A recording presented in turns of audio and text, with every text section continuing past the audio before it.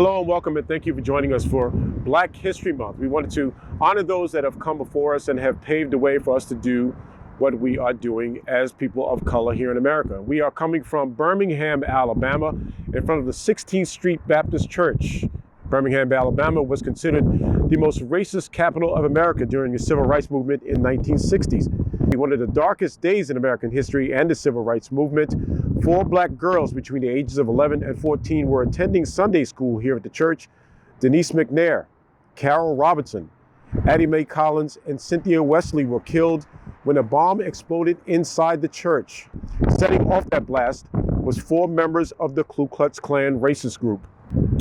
Sarah Collins Rudolph is often referred to as the 5th member of that group. Sarah survived. Her sister, Addie Mae Collins, died in that blast. We interviewed Miss Rudolph just last year as she remembered that very dark day.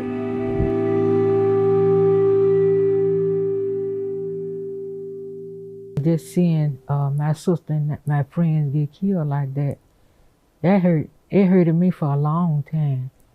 And yet, you know, when I think about it, when I think about how those 4 girls was killed, I still cry, you know, and it still hurts.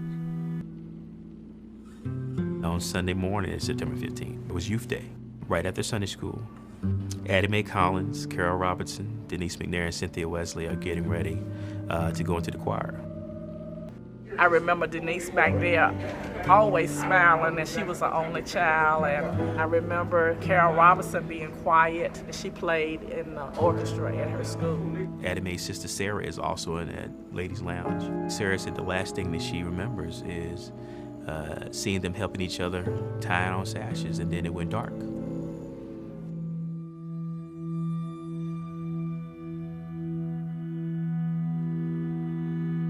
We're talking about an explosion that reverberates through the entire city of Birmingham. Everybody heard it.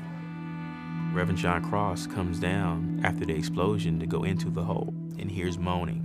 My father heard somebody saying, Addie, Addie, and he realized that Sarah was calling her sister's name because that's the last voices that she heard before the explosion occurred.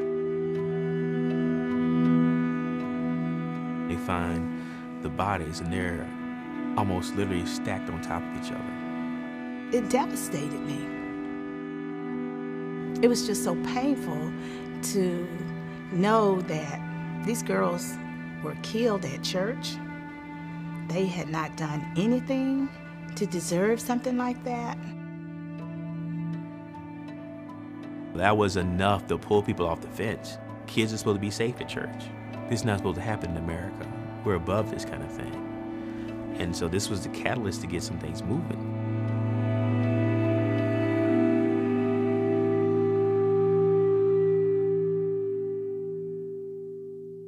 The 16th Street Church bombing marked the turning point in American history and the Civil Rights Movement and contributed to the supportive passage by Congress of the Civil Rights Act in 1964, which ended segregation in public places and banned employment discrimination on the basis of race, color, religion, sex origin, and national origin, and is considered one of the crowning legislative achievements of the Civil Rights Movement.